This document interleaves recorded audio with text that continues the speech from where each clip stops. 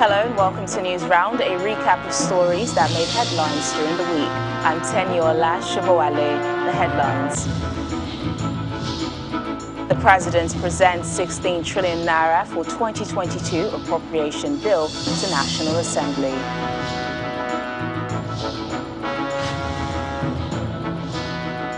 Resident doctors suspend nationwide industrial action, resume work after 2 months.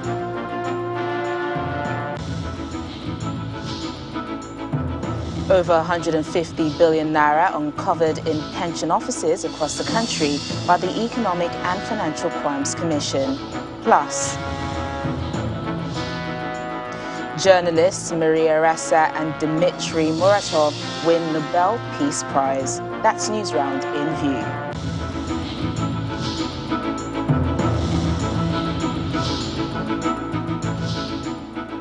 News Round begins with the presentation of the 2022 appropriation bill by President Muhammadu Buhari.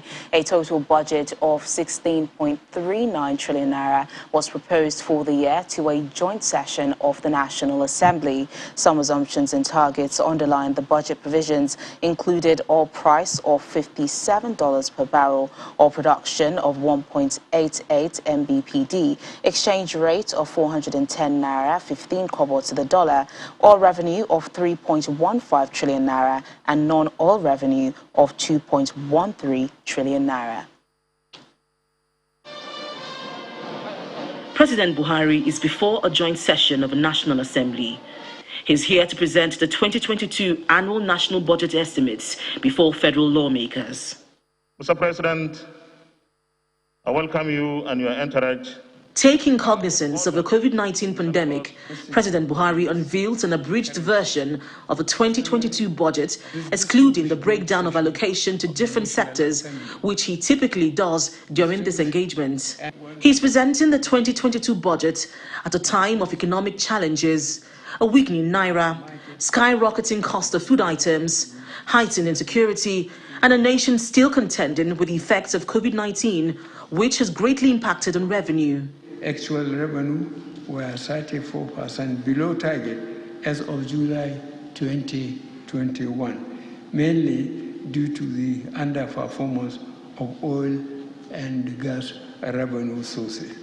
The federal government's share of oil revenue totaled 570.23 billion naira as of July 2021, which was 51% below target, while non-oil tax revenues totaled 964.13 billion naira. The government had to suspend further upward price adjustments while engaging labor on the subject. This petrol subsidy significantly eroded revenues that should have been available to fund the budget.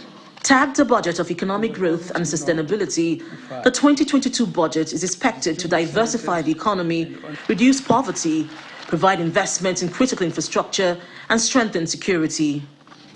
The allocation of MDAs were guided by the strategic objectives of the National Development Plan of 2021 to 2025.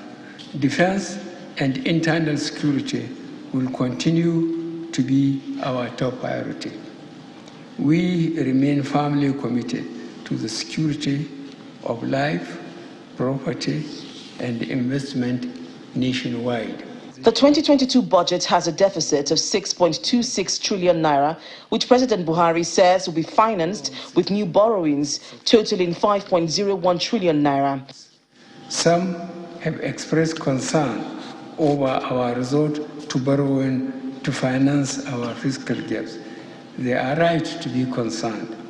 However, we believe that the debt level of the federal government is still within sustainable limits. Very importantly, we have endeavored to use the loans to finance critical development projects.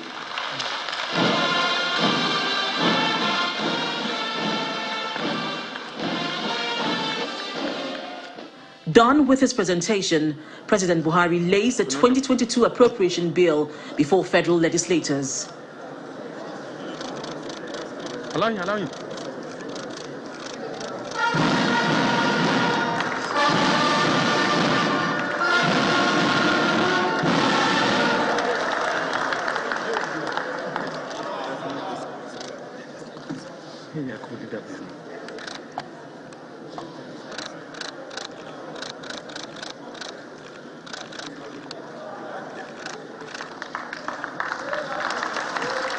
The Senate and House of Representatives are expected to devote time from now till the end of the year to working and passing the 2022 budget to sustain the target of the one-year budget cycle for the country. Well, from the budget to politics, where Anambra State is gearing up for the governorship election coming up next month. The Attorney General of the Federation and the Minister of Justice, Abubakar Malami, said there is a possibility of a state of emergency in the state should the violence there continue unabated. He told State House correspondents after the Federal Executive Council meeting. 24 hours before the president is billed to present the 2022 appropriation bill to the National Assembly, he chairs the virtual Federal Executive Council meeting with a handful of ministers in attendance. Over 3 hours behind closed doors, it was a busy day for the council, but the highlight afterwards is the indication by the federal government to impose a state of emergency in Anambra State ahead of the November 6 polls to guarantee security of lives. No possibility is outruled by government in terms of ensuring the sanctity of our democratic order, in terms of ensuring that our elections in Anambra holds, and you cannot out all possibilities, inclusive of the possibility of declaration of state of emergency, where it is established in essence that there is failure on the part of the state government to ensure the sanctity of security of lives, properties, and democratic order. So our position as a government is if these elections are going to hold and necessary security in terms of democratic order must certainly prevail for the purpose of this election. Only 1 month to the Anambra State governorship election, and the state has seen a high level of insecurity. Political rallies have been suspended as the security situation worsens. The threat to prevail in the event of a state failure comes a day after the chairman of the Independent National Electoral Commission, Professor Mahmood Yakubu, warned that the spate of attacks within the state may affect the commission's plans to conduct elections on November 6. From the reports we have received, the stated goal of many of the attackers is that the governorship election scheduled for the 6th of November 2021 must not hold. This is worrisome for the Commission. The Minister of Justice also used the opportunity to make it clear that the federal government will explore all means in its determination to challenge states over the collection of value-added tax at the Supreme Court, where jurisdiction lies in such matters. Gloria Umezuki, Channels Television News. Meanwhile, Governor Willie Obiano of Anambra State says the president is not in support of a possible declaration of a state of emergency in the state. He stated this after a meeting with President Muhammadu Buhari at his residence, where he cautioned the Attorney General of the Federation over such contemplations over a state that has recorded substantial peace in recent times. The man in the eye of the storm, Governor Willie Obiano of Anambra State, visits the State House and is received by the president at his residence.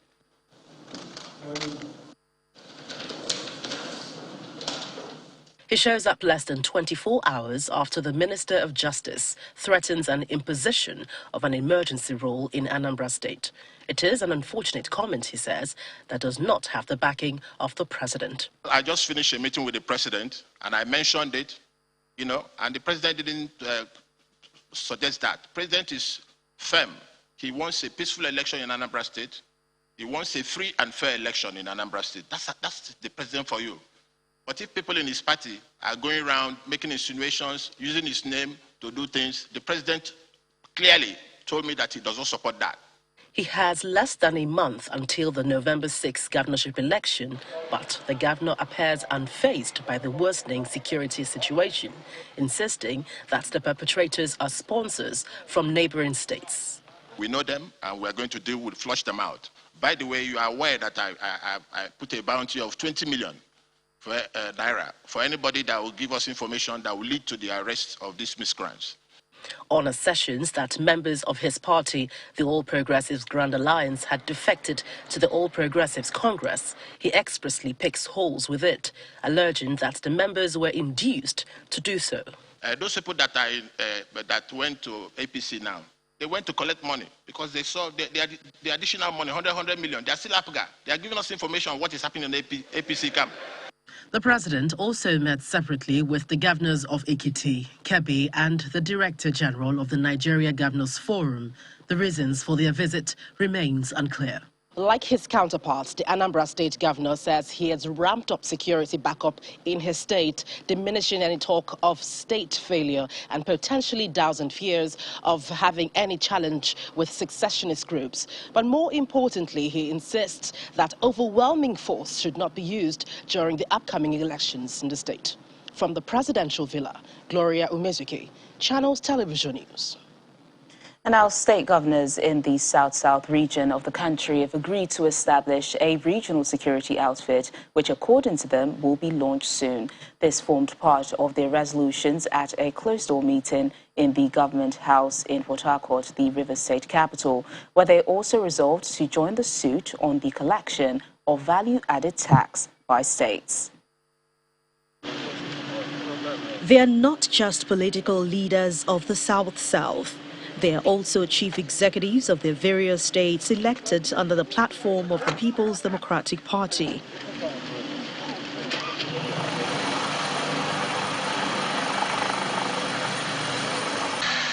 They are gathered in Port Harcourt, the River State capital, for one common reason: to fashion out policies that will take care of their common interest. One of the issues at stake is the collection of value-added tax. Unequivocally supports the decision for states to collect value-added tax and resolve to join the suit before the Supreme Court.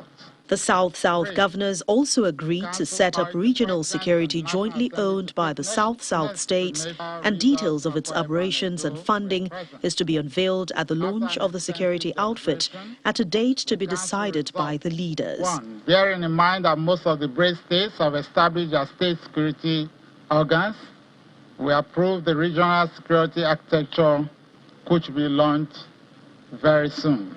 The governors take advantage of the meeting to appeal to the federal government, the National Assembly, and the Niger Delta Development Commission to review some aspects of the Petroleum Industry Act, which they say is inimical to the economic advancement of the South-South region. Council urged the President and the National Assembly to take necessary measures to review some unfair aspects of the recently signed Petroleum Industry Bill now Act to ensure fairness and equity.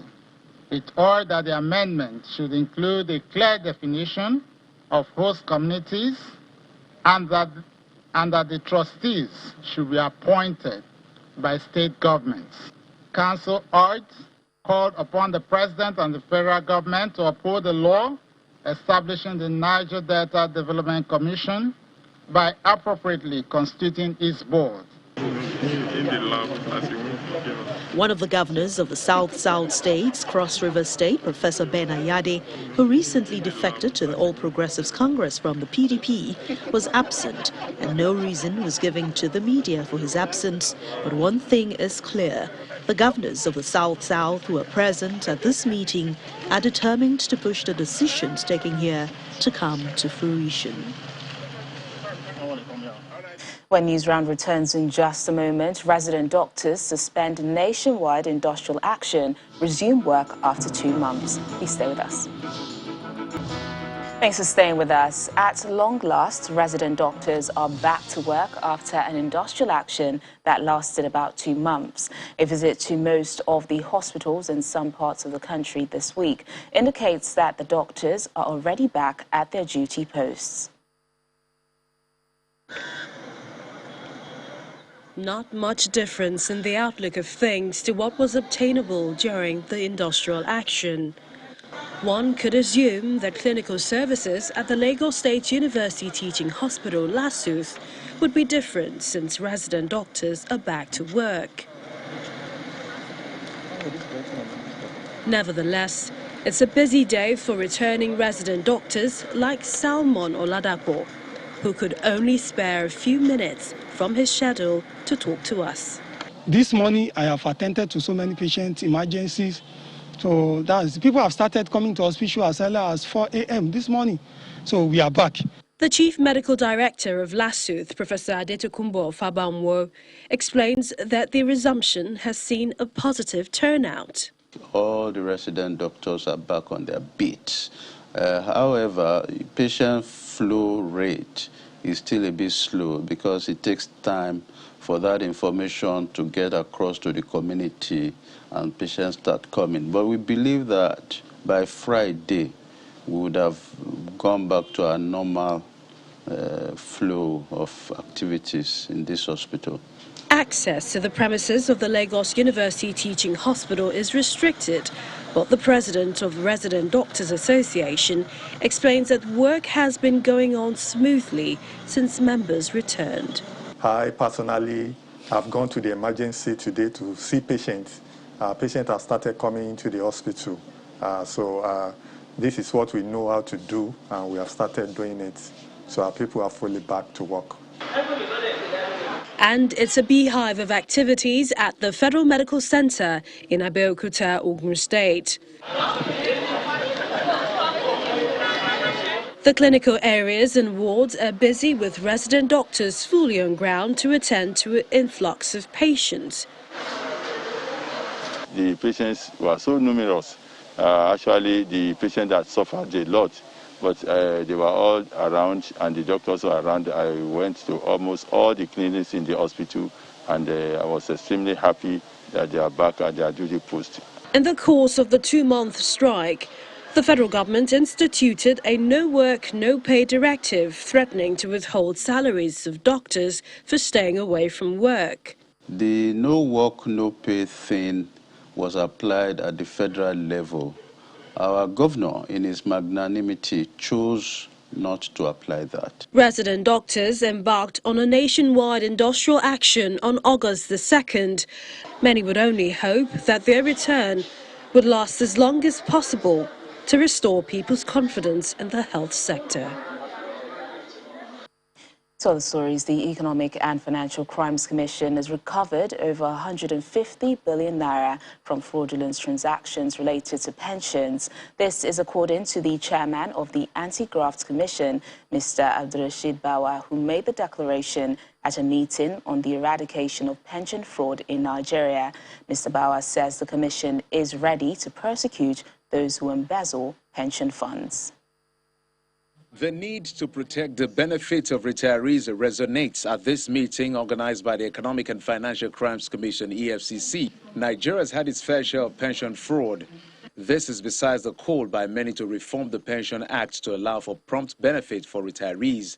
We have investigated, documented hundreds of billions of naira lost to fraud in pension industry. However, beyond the money, it's also the unquantifiable loss of dignity in the retiree who has to grovel and beg and even die in some instances. An analysis by the Economic and Financial Crimes Commission shows that pension fraud in the country comes in the form of forgery, fraudulent investment, impersonation and abuse of office.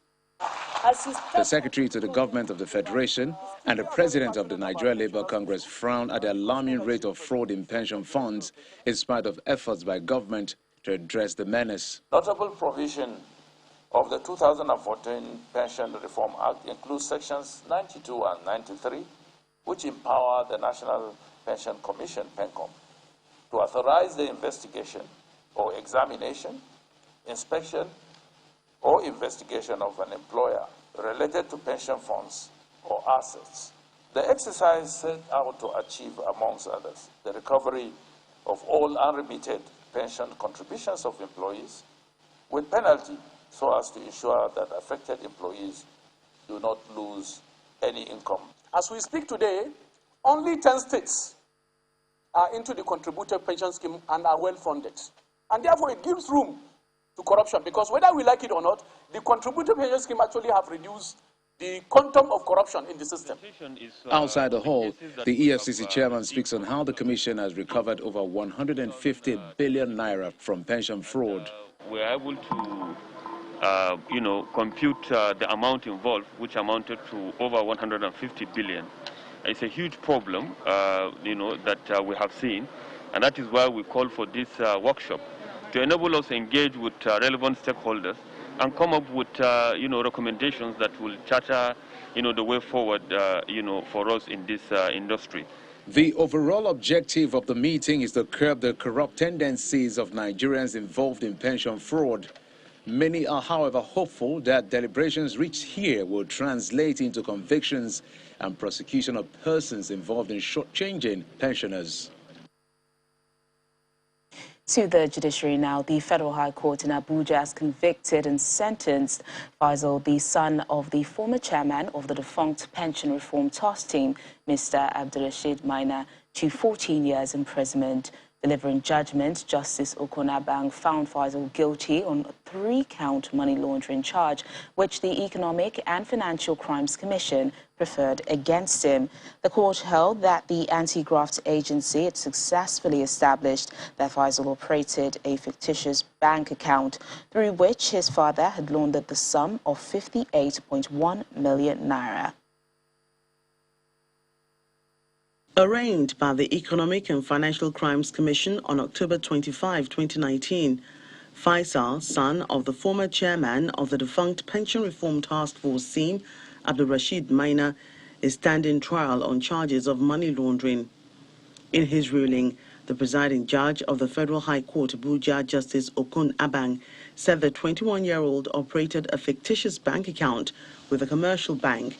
Hence, he should have been aware of the inflows into the account, which the Economic and Financial Crimes Commission claimed included proceeds of an unlawful act of corruption by his father, Abdulrasheed. He was sentenced in absentia, bagging 5 years on each of the first and third counts and 14 years for the second count. The terms will run concurrently. Justice Abang also directed that if the defendant is found in any part of the country, he should be committed to a correctional center, and if found outside the country, the federal government will legally extradite him to face his sentence. His counsel spoke to journalists on the next line of action and also wondered why the court did not ask for the whereabouts of his client. We will look at the judgments, then we'll decide which way to go from there. But of course, we are saddened by the fact that our client's whereabouts, as we speak, up to now is still unknown.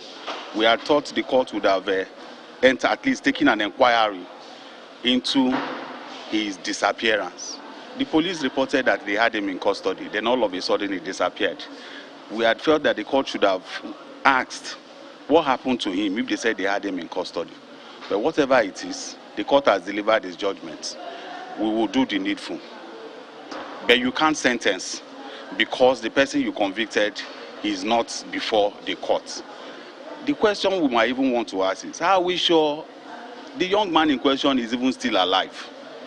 So you see, these are questions that we will also have to answer, and as soon as we answer them, then we'll take the next line of action. The EFCC had earlier told the court that it got intelligence report that Faisal had escaped to the United States of America after he jumped bail and stopped showing up in court.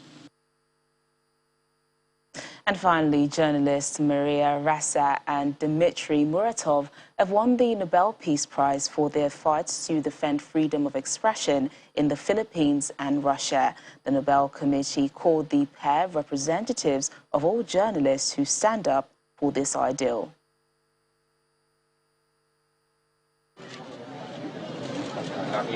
Two journalists whose work has angered authorities in Russia and the Philippines are now the winners of the Nobel Peace Prize. That was the announcement by the Nobel Committee in Norway. Maria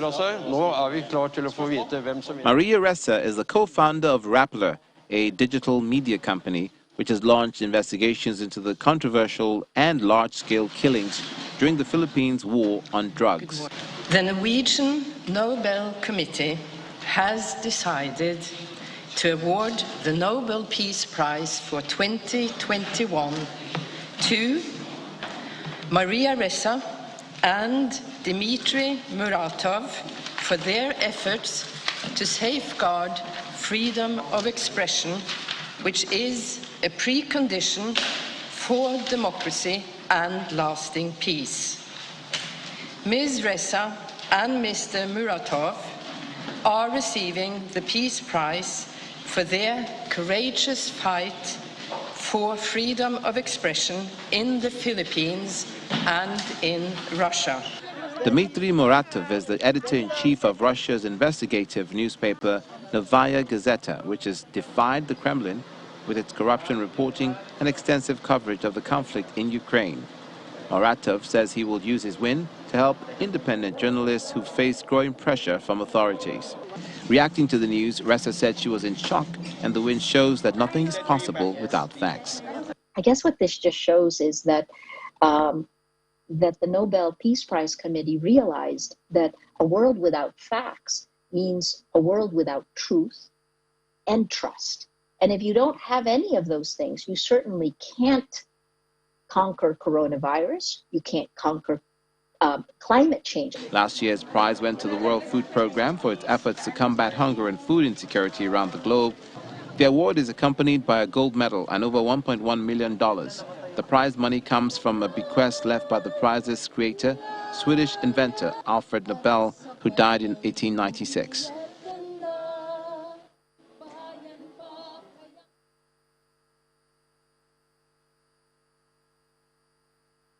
And that's News Round this week. Thank you so much for watching. I'm Teniola Shubuale. Enjoy the rest of your weekend.